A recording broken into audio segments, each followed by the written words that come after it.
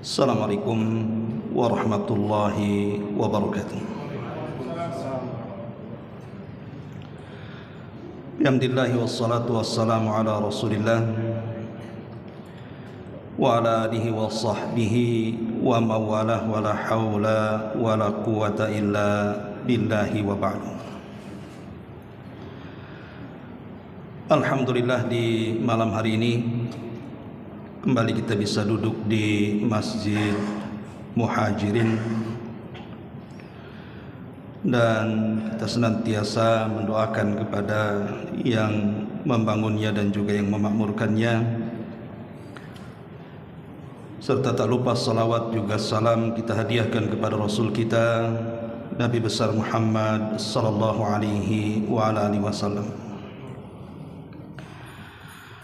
Pembahasan di malam hari ini kita akan membahas 10 perkara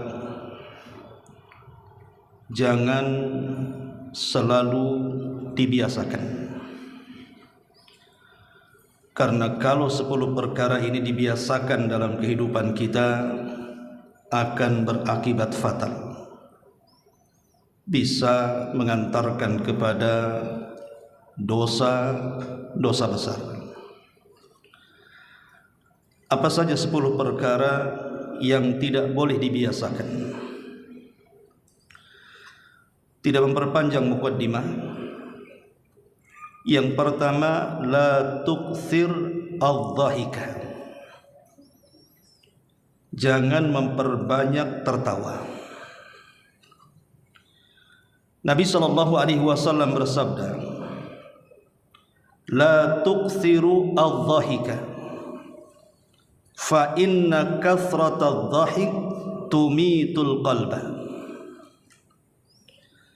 Jangan memperbanyak tertawa, karena memperbanyak tertawa itu bisa mematikan hati. Al-Imam Ghazali rahimahullahu ta'ala dalam kitabnya Ihya Ulumuddin mengatakan, kathratu dhahiki tumitul qalba wa turithu dhaghinata fi ba'dil ahwal bal tusqitul mahabata wal waqar. Kata beliau Imam Ghazali rahimahullahu ta'ala mengatakan, banyak tertawa itu bisa mematikan hati, bahkan bisa mewariskan kerasnya hati pada waktu-waktu tertentu, bahkan bisa menghilangkan al-mahabah, pamor dalam hidupnya, dan juga bisa menghilangkan ketenangan.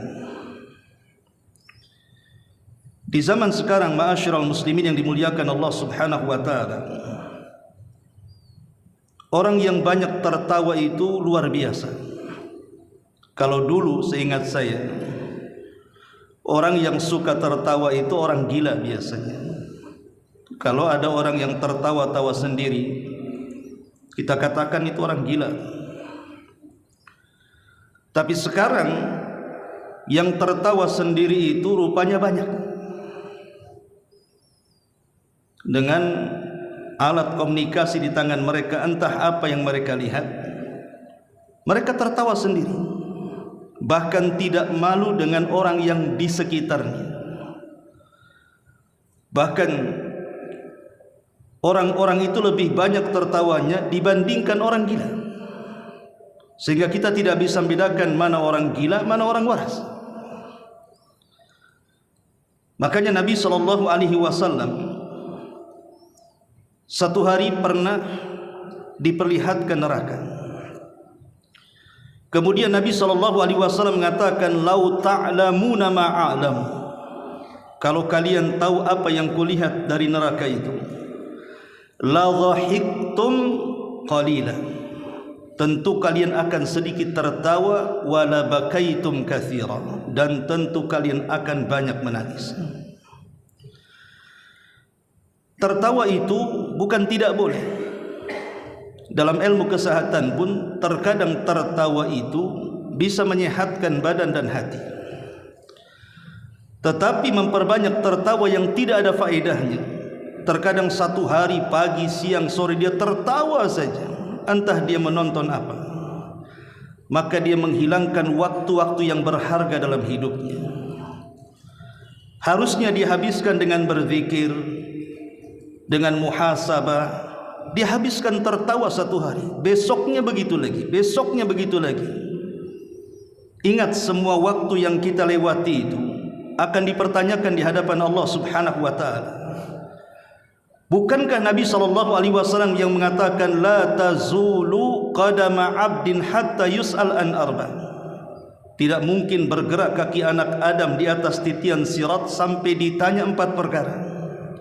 Salah satunya adalah an umrihi fi ma'afna, tentang umurnya, kemana kalian habiskan. Apa dihabiskan hanya untuk tertawa setiap hari? Semua ada catatan. Karena kata Imam Ghazali tadi, tertawa itu bisa mematikan hati. Hati kita akan mati. Karena orang yang banyak tertawa itu menunjukkan kelalaian dia dengan akhirat. Orang yang ingat akhirat tidak mungkin banyak tertawa. Orang yang setiap hari ingat tentang bagaimana siksa kubur, kengerian di padang mahsyar, bagaimana azab neraka, tidak mungkin dia sempat tertawa. Makanya orang yang banyak tertawa itu menunjukkan kelalaian tentang akhirat. Dan ini bahaya. Ini yang pertama. Yang kedua yang tidak boleh dibiasakan terlalu sering adalah la tukthiru al-halifa fil bay'. Jangan suka memperbanyak sumpah, terutama dalam bab jual beli. Nabi SAW mengatakan, iyyakum wa kathrata al-halifil bay'.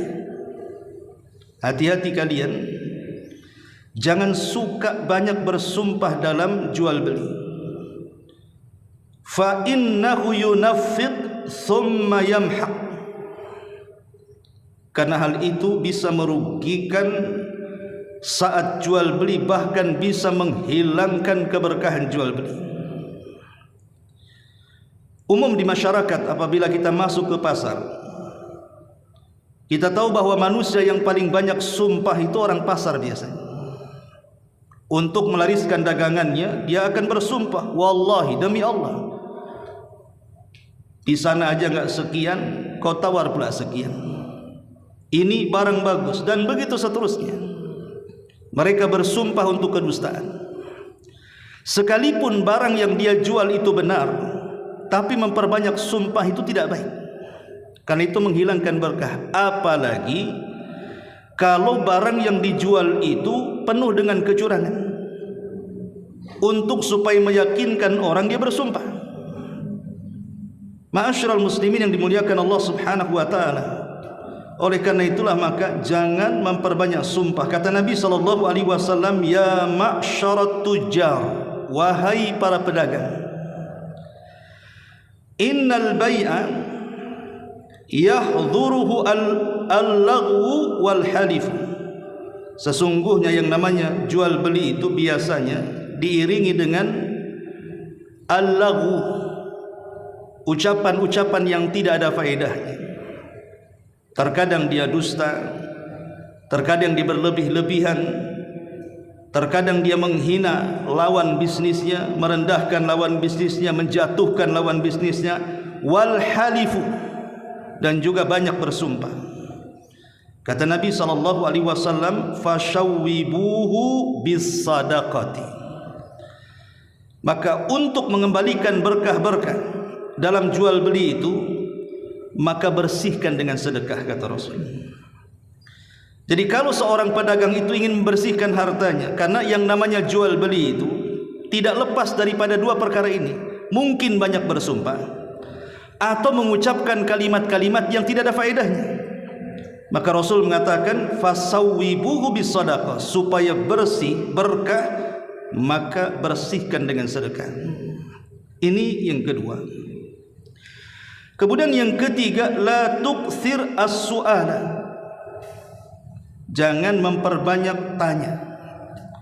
Maksudnya memperbanyak tanya itu pertanyaan-pertanyaan yang tidak ada faedahnya. Nabi SAW bersabda, Innallaha kariha lakum thalathan. Allah itu sangat benci kepada kalian 3 perkara. Qila wa qal, menukilkan kata-kata, si anu mengatakan seperti ini, si anu mengatakan seperti itu. Menukil ucapan manusia tanpa meneliti apakah ucapan itu benar atau ucapan itu salah. Itu namanya qila wa qal. Kemudian yang kedua, wa idha'atul mal, menghambur-hamburkan harta. Menghambur-hamburkan harta ada 2. Bisa dengan israf, bisa dengan tabdzir. Kalau israf, dia menghambur-hamburkan harta untuk berbuat maksiat. Jadi hartanya itu dihabiskan untuk kemaksiatan kepada Allah Subhanahu wa taala, entah dengan mabuk-mabuk, narkoba dan yang semacamnya, berzina, minum khamar, berjudi dan yang seterusnya, ataupun tabdzir. Tabdzir itu mubadzir. Memang betul yang dibelanjakan itu halal, tetapi berlebihan itu tidak boleh. Seperti seseorang masak di rumah, beras dibeli dengan halal, sayuran dibeli dengan halal, ikan dibeli dengan halal. Tapi kalau masak terlalu banyak, sementara yang makan itu cuma 2-3 orang, dia masak untuk 10 orang, kemudian sisanya dibuang, itu namanya tabdzir. Lah, tabdzir ini termasuk ikhwanus syaitan, kawan-kawan setan. Kemudian yang ketiga, inilah yang dibahas, wa kathratus su'al, dan banyak tanya. Maksudnya banyak tanya itu yang tidak ada manfaatnya. Contoh, pertanyaan soal agama yang tidak ada manfaatnya. Seperti umpamanya pertanyaan-pertanyaan konyol yang tidak harus ditanyakan. Umpamanya orang bertanya, Ustadz, bagaimana hukum laki-laki haid? Laki-laki haid, dari mana laki-laki haid? Itu kan pertanyaan konyol namanya. Karena tidak ada laki-laki itu yang haid. Sekalipun dia LGBT, banci sekalipun, tidak mungkin dia haid kalau dia laki-laki. Ngapain ditanyakan? Maka pertanyaan seperti ini tidak ada manfaatnya.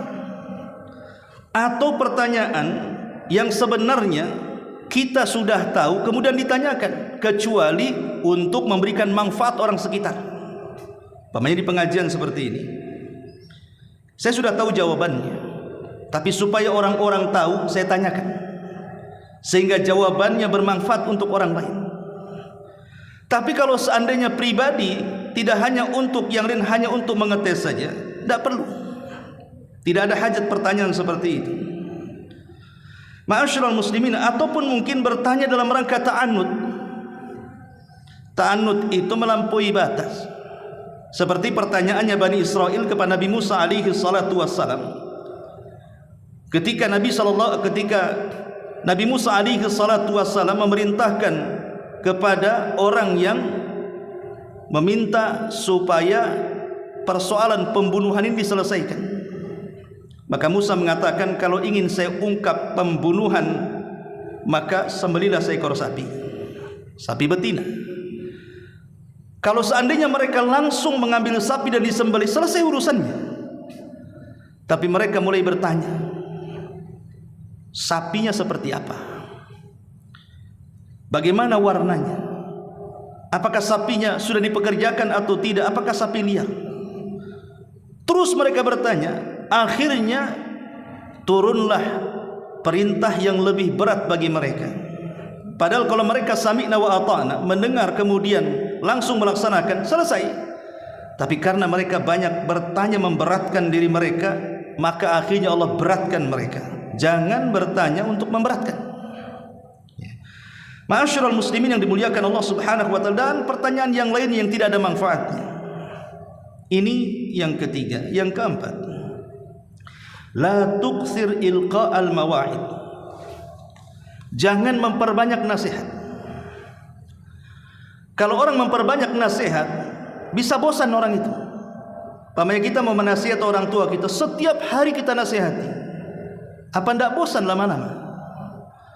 Maka berilah dia waktu, entah mungkin 2 hari sekali atau seminggu sekali. Karena orang kalau menerima nasihat terus-terusan, ingat Abdullah bin Mas'ud radhiyallahu anhu mengatakan, hati manusia itu terkadang ada iqbal, terkadang ada idbar.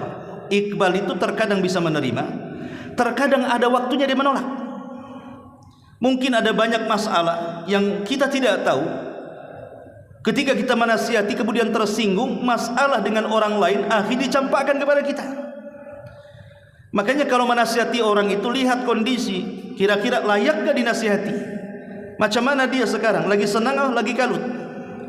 Sebab kalau terus-terusan dinasihati sementara kita tidak pernah melihat hati manusia sedang menerima atau sedang menolak, maka ini membuat bosan. Bisa saja orang dinasihati bisa marah kepada kita. Maka la tukthir ilqa al-mawa'id. Jangan memperbanyak nasihat, tapi lihat orang yang dinasihati kondisinya seperti apa. Kapan dia menerima, kapan dia menolak. Kemudian yang kelima, la tukthir al-kalam inda tawaf bil ka'bati. Jangan memperbanyak bicara saat kita melaksanakan tawaf di Ka'bah. Ya, bagi kita yang dianugerahkan rezeki bisa umrah, bisa haji, di antara manasik umrah atau haji itu kan tawaf di Ka'bah. Di situ jangan banyak bicara. Makanya saya lupa seorang ulama salaf, dia menaksir salah satu putri daripada Sa'id ibn Musayyib. Kemudian dia ingin melamar saat tawaf. Jadi ketika Sa'id ibn Musayyib ditanya soal anaknya, dia diam saja sampai selesai tawaf. Baru setelah keluar dari haram baru dia menjawabnya. Karena memang itu sebuah adab di Baitullah. Seseorang tidak boleh banyak bicara, ngobrol ketika tawaf. Tapi yang harus dilakukan saat tawaf itu harusnya banyak berzikir, membaca Quran, banyak berdoa, dan begitu seterusnya dari ibadah-ibadah yang memang dianjurkan saat tawaf. Kemudian yang ke-6, la tukthir al-khuruj minal baiti lailan. Jangan memperbanyak keluar di malam hari. Jangan suka memperbanyak keluar di malam hari, kecuali karena ada hajat keperluan. Kenapa? Karena Allah Subhanahu wa taala memerintahkan kita untuk ta'awud, berlindung dari malam hari. Allah Subhanahu wa taala berfirman, "Qul a'udzu birabbil falaq min syarri ma khalaq wa min syarri ghasiqin idza waqab." Ghasiq idza waqab itu artinya malam ketika menutup. Malam ketika menutup ini bahaya. Kata ahli tafsir ketika mentafsirkan ghasiq idza waqab, karena kekuatan setan di malam hari itu menguat dibandingkan di siang hari. Dan itu terbukti karena banyaknya maksiat itu dilakukan di malam hari. Terkadang ada orang yang tidak terfikir ingin maksiat, ketika dia keluar di malam hari terpikir pula dia maksiat. Karena memang kemaksiatan itu umumnya di malam hari. Diskotik buka di malam hari, barbar juga di malam hari, para pencuri, para perampok, bahkan dukun-dukun yang menyihir, semua beraksi di malam hari. Dan setan juga gentayangan di malam hari. Karena bagaimanapun kalau kita keluar di malam hari, maka setan akan terus memaksa kita untuk bergadang. Ingat dulu saya jelaskan, ada 3 waktu yang disebut dengan mawaqitus syaitan, waktu-waktu setan. Pertama menjelang maghrib, itu waktu setan. Kata Rasul, jangan keluarkan anak-anak kita keluar, karena disitulah tempat mainan setan. Kalau datang waktu maghrib, masukkan anak-anak kita ke rumah, jangan ada yang keluar, tutup pintunya dan jendelanya. Kemudian yang kedua, setelah isya sampai pertengahan malam, itu waktu setan. Setan itu akan terus mengganggu kita di malam hari supaya kita tidak tidur cepat. Sebab kalau seseorang kemudian begadang melewati jam 12 malam, umumnya akan susah tidur.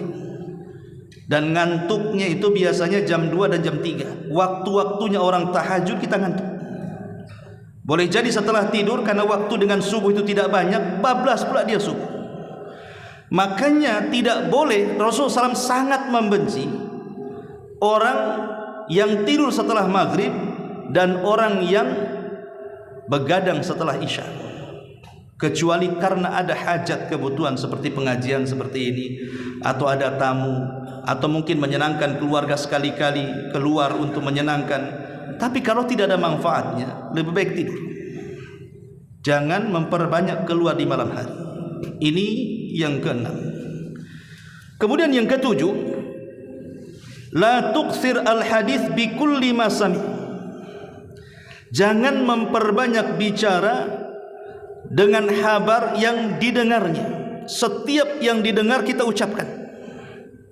Karena Nabi SAW mengatakan, kafa bil mar'i kadziban. Cukuplah seseorang itu dikatakan pendusta. Cukuplah orang itu dikatakan pendusta. Apa kata Nabi SAW lanjutannya? An yuhaddits bi kulli ma sami. Dia berbicara atas semua yang didengarnya. Semua yang telinga kita dengar, kita bicarakan kepada orang. Maka dia jadi pendusta. Karena tidak semua berita yang diberitakan manusia itu, tidak semua benar. Ada yang benar, ada yang salah. Apalagi di zaman sekarang, zaman yang memang sudah modern, yang jauh jadi dekat. Dengan adanya alat komunikasi, kita hari-hari dengan alat komunikasi, tengok YouTube, berita sana, berita sini. Namanya berita itu, apalagi yang menghabarkan, belum tentu dia thiqah, bisa saja dia orang kafir. Kemudian hanya sekedar melihat YouTube, habis itu dibicarakan. Telah terjadi seperti ini, telah terjadi seperti itu. Dari mana Anda tahu? Rujukannya YouTube umpamanya. Tidak semua yang diberitakan itu benar. Terkadang sekarang namanya berita hoax itu melintas di mana-mana. Maka kalau seandainya kita terus membicarakan sesuatu yang kita dengar tanpa disaring apakah benar atau salah, maka Rasul mengatakan Anda ini cukup dikatakan pendusta. Karena menyebarkan berita yang belum tentu jelas, apalagi berita yang besar menyangkut keamanan negara umpamanya kan. Ma'asyiral muslimin yang dimuliakan Allah Subhanahu wa taala, maka kewajiban kita kalau mendengar sebuah berita tasabbut. Harus meneliti berita itu dulu. Bukankah Rasul yang Allah mengatakan dalam Al-Qur'an, "Idza ja'akum fasiqun binaba'in fatabayyanu." Apabila datang orang fasik kepada kita dengan sebuah berita, cek dulu berita itu. Di cross check dulu beritanya, benar atau salah. Lah di YouTube, di kanal-kanal YouTube, lihat apakah kita ini melihat dan mendengar kanal-kanal tertentu di YouTube, apa kita tahu orangnya? Mungkin dia bisa saja kafir, bisa saja mungkin dia fasik, bisa saja ahli maksiat, bisa saja hanya untuk menyebar berita, hanya untuk mencari keuangan dunia, dan begitu seterusnya. Makanya di sini penting untuk tasabbut, meneliti berita. Walaupun berita itu benar, terkadang ada yang boleh diceritakan kepada orang, ada yang tidak boleh diceritakan. Jadi ada yang boleh diceritakan, ada yang tidak boleh diceritakan. Makanya kenapa para ulama mengatakan as-sumtu najah. Diam itu terkadang menyelamatkan kita. Tetapi dengan banyak bicara, sesuatu yang didengar dibicarakan kepada orang, bisa saja kita ini jadi pendusta kedua setelah yang menyampaikan berita. Ini yang ketujuh. Yang kedelapan, la tuksir min ziyaratis sadiq. Jangan memperbanyak mengunjungi teman. Kenapa demikian? Karena Rasul yang mengatakan, zur ghibban tazdad hubban. Kata Nabi SAW, berziarahlah kepada teman-temanmu dan jarangkanlah ziarahmu, karena itu akan menanamkan perasaan cinta. Karena kalau hari-hari berziarah ke teman, apa enggak bosan dia? Berziarah ke teman mungkin kalau sekali, Masya Allah, keluar toplesnya, keluar minuman kalengnya, keluar makanannya, besok datang lagi, besok datang lagi, kira-kira keluar gak toplesnya? Keluar tapi kosongnya. Mungkin ujung-ujungnya aqua gelas, ujung-ujungnya gak ada apa-apa tuh di meja tuh. Karena bosan kalau orang harus dikunjungi terus-terusan kan, apalagi orang ini orang penting mamanya kan. Lah sekali-kali boleh. Jadi jangan dibiasakan. Makanya Imam Al-Munawi rahimahullahu taala mengatakan, zur akhaka waqtan ba'da waqtin wa la tulazimu ziyaratahu kulla yawmin tazdad indahu hubban wa biqadril mulazamati tuhawwin alaihi fal iktharu minaz ziyarati mumillun wal iqlalu minha mukhillun.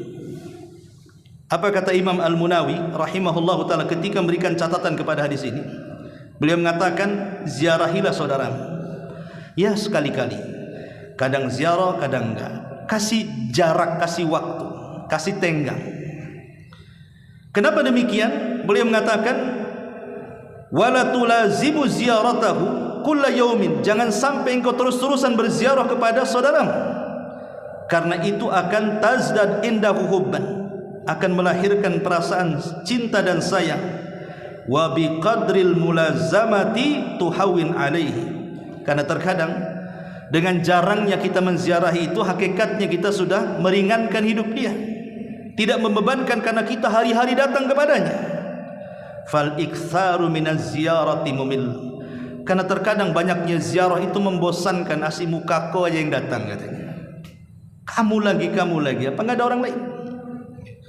Jadi ini juga di antara perkara yang tidak boleh dibiasakan. Kemudian yang nomor 9, la tukthir al-istihlaki fauqil haddi al-mu'tad. Jangan suka istihlak, mencari kehancuran atau madarat bagi kesehatan kita di luar batas kebiasaan manusia. Apa maksudnya? Kita tahu bahwa yang namanya manusia itu pasti berhajat kepada makanan, kepada minuman. Itu tidak diragukan lagi. Orang tidak makan minum mati. Tetapi terkadang makanan dan minuman itu menjadi faktor penyakit pada badan kita. Boleh jadi badan kita ini akan mudah hancur dan banyak penyakit yang bersarang di badan kita. Makanya Allah Subhanahu wa taala mengatakan, wa kulu washrabu wa la tusrifu. Makan sekedarnya, minum sekedarnya, jangan berlebihan. Fa innallaha la yuhibbul musrifin. Allah tidak suka dengan orang-orang yang berlebihan. Sesuatu yang berlebihan apapun pasti madaratkan. Makanya di antara keajaiban wahyu dalam urusan kesehatan dalam bab makanan itu, contoh terbaik adalah Nabi sallallahu alaihi wasallam. Kita tahu bahwa Nabi sallallahu alaihi wasallam diangkat menjadi nabi itu di usia 40 tahun. Kemudian berdakwah di kota Mekah 13 tahun. Kemudian hijrah ke Madinah 10 tahun. Saat hijrah dari Mekah ke Madinah, usia Rasul itu 53 tahun. Artinya kan sudah tua, 53 tahun. Disitulah beban berat ditanggung oleh Nabi SAW saat berada di Madinah. Dia menjadi pemimpin perang, istrinya juga 11, belum lagi punya anak-anak. Setiap hari dia harus menghadapi orang yang banyak masalah, harus memutuskan dengan putusan adil, belum juga mencari nafkah untuk keluarganya. Tapi Nabi SAW tidak pernah sakit. Tidak pernah sakit. Kita saja istri baru satu kena omel, kolesterol naik, darah tinggi naik. Itu baru satu istri itu. Istri kedua apa enggak stroke ya. Ini contoh saja. Ini baru melawan istri, belum lagi masalah di pekerjaan, belum lagi dengan tetangga, belum lagi dengan lawan bisnis dan begitu seterusnya. Tapi Nabi SAW dengan berbagai macam masalah yang dipikulnya, Rasul itu sehat badan. Oh, dia Nabi dan Rasul wajar? Bukan. Dia ada sisi manusianya juga. Bukankah dia hamba Allah juga? Sama dengan kita, dia makan, dia minum, dia berjalan, dia ke pasar, dia buang hajat dan begitu seterusnya. Nabi dibimbing oleh Allah Subhanahu wa taala bagaimana caranya hidup sehat. Makanya lihat beberapa kaidah yang diajarkan wahyu supaya hidup sehat itu. Pertama, tajannub al-israf fi ta'am. Hindarkan berlebih-lebihan dalam makan. Apapun makanannya, kalau sudah berlebih-lebihan pasti membawa madarat. Apalagi sampai kekenyangan, kan begitu kan? Pasti akan melalaikan dia dari ibadah kepada Allah Subhanahu wa taala. Karena umumnya kalau orang sudah kenyang bawaannya ngantuk. Kayak ular sawah habis makan tidur biasanya. Kemudian yang kedua, al-aqlu ala qadri hajatil jismi min at-ta'am. Makanlah sesuai kadar yang diterima jasad kita. Rasul mengatakan, ma mala abnu adam syarran ma mala abnu adam wi'a syarran min batnihi. Tidak ada yang dipenuhi anak Adam yang lebih buruk dibandingkan isi perutnya. Tidak ada yang memenuhi anak Adam dari keburukan kecuali ketika seseorang memenuhi isi perutnya. Kemudian Rasul mengatakan, wa in kana walabud, kalau seandainya memang harus kita makan, boleh jadi makanan yang dihidangkan favorit kita, minuman yang dihidangkan minuman favorit kita, maka Rasul mengatakan, bagilah dalam badanmu sepertiga, sepertiga, sepertiga. Sepertiga untuk makanan, sepertiga untuk minuman, dan sepertiga untuk bernafas. Ini kaidah wahyu. Kaidah wahyu, kalaupun kita harus kenyang-kenyangan, maka berilah sepertiga untuk minum, sepertiga untuk makan, dan sepertiga untuk bernafas. Ini kaidah kesehatan yang diberikan Nabi SAW. Kemudian juga jangan makan dalam jenis yang satu saja, tapi makanlah dengan berbagai macam jenis. Sebab walaupun mungkin makanan yang satu jenis itu kita sukai, anggaplah kita suka sate. Setiap hari makan sate, pagi, siang, sore, malam, pagi, siang, sore, malam. 1 bulan umpamanya tidak makan sayur, tidak makan tempe, tidak makan kangkung, tidak makan, itu aja dimakan, saya jamin sakit bulan depan kalau satu macam saja. Tetapi ya tanawwu bahasanya, ada macam-macamnya, ada sayurnya untuk seratnya umpamanya kan, ada dagingnya, ada proteinnya, dan begitu seterusnya. Kemudian juga al-hamiyatu aslun min usulis sihatil jism. Al-hamiyah, sesuatu yang menghangatkan badan itu asal daripada puncak kesehatan manusia. Dan ini diungkapkan oleh Imam Syafi'i rahimahullahu ta'ala ketika beliau menjelaskan tentang manfaat air putih hangat. Itu dijelaskan oleh beliau, orang yang suka mengkonsumsi air putih hangat, kata Imam Syafi'i, maka tubuhnya akan dipenuhi dengan kesehatan. Tapi orang yang minum dingin terus, maka akan membahayakan badannya. Maka ini juga dikatakan oleh para ulama, al-hamiyatu aslun min usulis sihatil jismi. Kemudian juga tanzimu awqati ta'am wa tajannubul aqli bainal wajibat bi idkhali ta'amin ala ta'am. Harus tahu waktu diri, kapan dia makan, kapan tidak. Harus tahu diri kapan dia harus makan, kapan harus tidak. Karena ada orang itu kan bahasa kitanya suka ngemil lah gitu, dikit-dikit makan, dikit-dikit makan. Ya memang makanannya bukan membel, tapi makan terus, ngunyah terus. Ini kan membahayakan juga. Terutama makanan-makanan yang mengunyahnya agak repot, itu kasihan dengan usus kita mencernanya. Bahkan dikatakan oleh seorang tabib di zaman salaf, namanya Tabibul Ma'mun. Dahulu ada seorang dokter di zaman salaf namanya Tabibul Ma'mun. Apa kata beliau? Alaika bi khisali man hafidhaha fa huwa jadirun alla ya'tal, sampai kepada la ta'kul ta'aman tat'ab adrasuka fi madghadihi fata'jaz ma'idatuka an hadmihi. Beliau mengatakan, jangan memakan yang keras-keras, yang gigi kita agak sulit untuk mengunyahnya. Jadi ada makanan keras kan, kayak apa mungkin daging kurang matang gitu kan, kunyah-kunyah sampai sulit menghancurkannya. Kalau gigi saja sulit menghancurkannya, maka usus lebih sulit lagi nantinya, dan ini membawa penyakit. Makanya kenapa orang dulu mengatakan kalau bisa makan itu kunyah dulu yang lembut, baru kemudian ditelan supaya ususnya sehat. Kalau sekarang kan tidak, main telan. Daging kan nggak seperti kunyah, telan. Kasihan ususnya jadinya. Nah ini kan kaidah kesehatan namanya yang disebutkan oleh para ulama. Termasuk hayatu julusil akli wasyurbi. Perhatikan duduk saat makan. Nabi SAW mencontohkan cara duduk saat makan. Makanya kenapa dahulu saya pernah berbicara dengan salah satu guru saya, itu masih belajar di Yaman. Dia menceritakan tentang seseorang yang setiap hari selalu sakit pinggang, bahkan ginjalnya bermasalah katanya.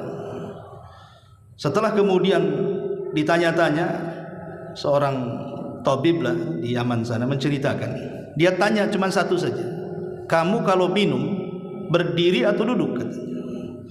Dia mengatakan, saya selalu berdiri. Ah, itu masalahnya. Minuman yang kau minum itu tidak sampai dicerna jantungmu, sehingga seperti ini banyak sakit di pinggangmu. Lihat bagaimana, kalaupun tidak ada penelitian, ketika Nabi melarang makan dan minum berdiri itu, sesuatu yang terlarang dalam syariat pasti ada madaratnya. Karena ginjalnya gak bisa memproses itu. Lain kalau duduk kan diproses sama ginjalnya. Makanya dari situ kata para ulama, makruh hukumnya orang yang makan atau minum sambil berdiri, karena tidak membawa kesehatan. Nah ini contoh bahwa kesehatan dalam Islam juga luar biasa diperhatikan, dan banyak lagi kaidah-kaidah yang menjelaskan tentang hal ini. Kemudian yang nomor 10, la tukthir al-kalam. Jangan terlampau banyak bicara. Nabi SAW mengatakan dalam hadis Jabir bin Abdullah radhiyallahu anhu, Rasul mengatakan, inna min ahabbikum ilayya wa aqrabikum minni majlisan yaumal qiyamah ahasinukum akhlaqa wa inna abghadakum ilayya wa ab'adakum minni majlisan yaumal qiyamah as-sartharuna wal mutasyaddiquna wal mutafaihiquna. Rawahu Tirmidzi. Jabir bin Abdullah radhiyallahu anhu mengatakan, Rasul bersabda, orang yang paling kucintai dan paling dekat denganku tempatnya pada hari kiamat mereka yang memiliki akhlak yang mulia. Tetapi kata Rasul, orang yang paling aku benci tempatnya kelak pada hari kiamat paling jauh denganku. Pertama kata Rasul, as-sartharun. As-sartharun, mereka yang suka as-sartharun, banyak ngomong, banyak mencela, di mana saja bukan bidangnya dia bicara. Entah sekolahnya di mana, bahkan tidak sekolah pun dia bicara. Bicara politik, nggak sekolah ilmu politik, bicara politik, ngeritik sana ngeritik sini. Padahal dia tidak pernah sekolah di situ, tapi dia bicara soal itu. Kesehatan, nggak pernah sekolah, bicara soal kesehatan. Ekonomi, nggak pernah dia kuliah soal itu, dia bicara. Pokoknya semua bidang seolah-olah dia bisa. Itu namanya as-sartharun namanya. Dan sekarang kan banyak di as-sartharun itu. Semua bicara seolah-olah dia bidangnya, padahal tidak pernah sekolah. Bukankah dalam kuliah saja ada bidangnya masing-masing itu? ilmu politik ada, ilmu ekonomi ada, ilmu kedokteran ada, semua ada bidangnya. Ini tidak pernah di sekolah di fakultas manapun, tapi bisa membidangi semuanya, kan ajaib itu. Lah ini thartharun, berbicara sesuatu yang bukan pada tempatnya dibicara. Dan kalau sudah seperti ini, masuk pada hadis Nabi SAW, idza wusidal amru ila ghairi ahlihi fantadiris sa'ah. Kalau perkara itu dibebankan kepada yang bukan ahlinya, hancur semuanya. Semua ada ahlinya. Tidak mungkin orang jual bawang bicara bengkel, tidak mungkin juga orang bengkel bicara soal tukang bakso. Semua ada ahlinya. Bicaralah sesuai dengan bidang dan keahliannya. Kemudian untuk nambah yang ke-11, di antaranya juga yang tidak boleh dibiasakan, yang tidak boleh dibiasakan adalah seseorang kathratun naum, memperbanyak tidur. Tidur itu sesuatu yang baik, karena itu bagian untuk kesehatan kita kan. Tetapi terlalu banyak tidur itu bermasalah, karena bisa menghilangkan banyak waktu pada dirinya yang harusnya bermanfaat, hilang manfaatnya. Coba orang tidur 1 hari itu, apa manfaatnya? Yang harusnya dia bisa berzikir, dia bisa baca Quran, dia bersedekah, dia bisa mengajak manusia kepada kebaikan, mencegah dari kemungkaran, dia bisa senyum kepada saudaranya, itu sedekah. Dan begitu seterusnya. Kalau dia tidur, apa yang dilakukan orang tidur? Ya tidur sajalah, luput banyak kebaikan kepada dia. Makanya ini jangan dibiasakan. Nabi saja kita lihat tidur Nabi. Nabi itu kan tidur di 3 waktu. Pertama dia tidur ba'dal isya sampai pertengahan malam. Kemudian pertengahan malam Rasul tahajud sampai fajar. Atau kalau kurang, Nabi SAW menambah 2/3 malam. Kemudian sepertiganya dia tahajud sampai waktu fajar. Dan itu disebutkan dalam Al-Quranul Karim surah Muzammil. Allah mengatakan, ya ayyuhal muzammil qumil laila illa qalila nisfahu au zid alaihi warattilil qur'ana tartila.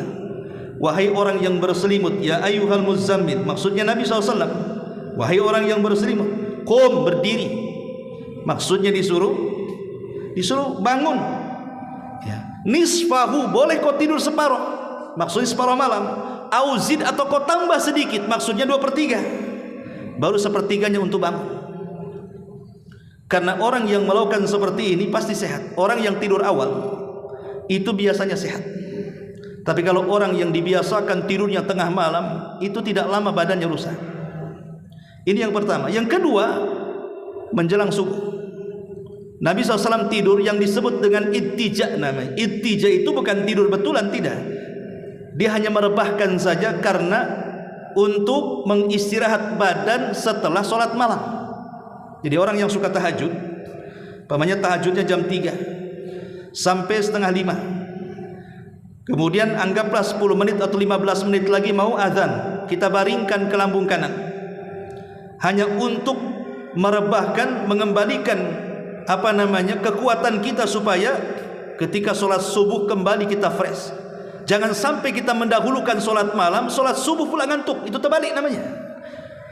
Karena jangan mendahulukan yang sunnah, mengabaikan yang wajib.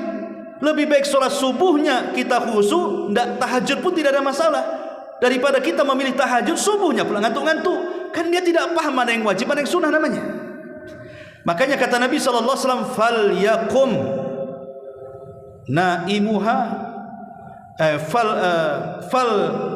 fal yakum, gimana lafaz hadisnya itu, fal yastaikid naimuha wal yastariqa imuha, hendaklah yang tidur bangun dan hendaklah yang sholat malam istirahat. Makanya seorang mukmin itu selambat-lambatnya bangun di azan pertama. Kan azan subuh itu 2 ya. Azan subuh 2 kalau di Mekah biasa lah, tapi kalau di Batam ini jarang. Harusnya azan subuh itu 2 kali. Azan pertama untuk membangunkan orang sholat subuh, adzan kedua salat subuh. Ya. Jadi selambat-lambatnya seorang mukmin bangun itu di adzan pertama. Di adzan pertama bangun supaya kita bisa persiapan subuh. Lah kata Nabi SAW, bagi yang tahajud di adzan pertama suruh tidur. Maksudnya bukan tidur beneran, mungkin bahasanya selip-selip chicken lah kan gitu ya. Suruh tidur ayam ya. Makanya ke lambung kanan. Kalau ke lambung kanan itu tidak pernah akan tidur. Kalau tidur kita miring ke lambung kanan, tidak pernah khusyuk tidurnya. Tapi kalau tidurnya ke kasur pakai bantal ya, bablas lah subuhnya. Artinya hanya untuk supaya mengembalikan pres, supaya subuhnya itu jangan terganggu dengan qiyamul lailnya. Maka ini tidur yang kedua. Tidur yang ketiga namanya kailulah. Kailulah itu juga sama, bukan tidur betulan, tidak, hanya merebahkan saja. Memang terjadi khilaf para ulama waktu kailulah itu kapan. Ulama ada yang mengatakan kubailu zuhri, ada yang mengatakan mendekati waktu zuhur, atau ba'da zuhri, atau setelah zuhur. Tapi pendapat mayoritas ulama mengatakan bahwa kailulah itu sebelum zuhur sedikit. Anggaplah mungkin 20 menit sebelum zuhur. Jadi kita hanya merebahkan saja.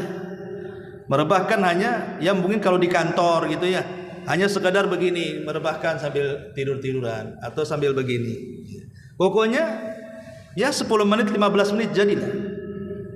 Bahkan peneliti barat mengatakan orang yang membiasakan kailulah maka akan sulit terkena stroke. Oke lah, itu penelitian barat tentang kailulah kan. Kita ini umat Islam tidak perlu diteliti. Ketika Nabi SAW memerintahkan kailulah dan itu sunnah hukumnya, pasti ada masalah di dalamnya. Tidak usah lagi penelitian barat. Cukup dengan yakin bahwa setiap perintah pasti ada maslahat, baik yang sunnah atau yang wajib. Setiap larangan pasti ada madarat, baik yang haram ataupun yang makruh. Itu kaidah kita tuh. Lah ini diantaranya. Tapi kalau kemudian memperbanyak tidur sampai berjam-jam, siang tidur full, malam tidur full, maka ini akan melemahkan badan untuk melakukan ketaatan kepada Allah Subhanahu wa taala. Inilah perkara yang tidak boleh diperbanyak dalam kehidupan kita karena akan bermasalah. Wallahu a'lam. Mudah-mudahan yang sedikit bermanfaat. Subhanallahi bihamdika asyhadu an la ilaha illa anta astaghfiruka wa atubu ilaik. Allahu ta'ala. Assalamualaikum warahmatullahi wabarakatuh.